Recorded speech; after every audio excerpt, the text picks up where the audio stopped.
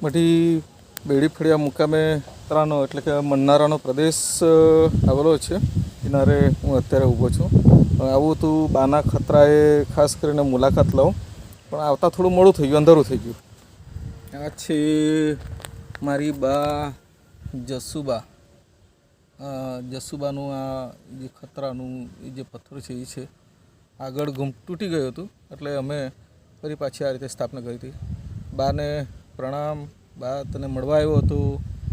બાને નવું કપડું ચડાવ્યું હતું, એ કપડું છે.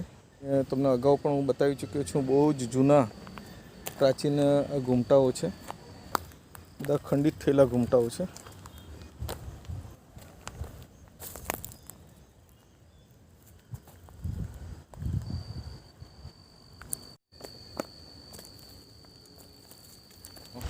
લગભગ અત્યારે 7:30નો સમય થયો છે, અંધારું થઈ ગયું છે.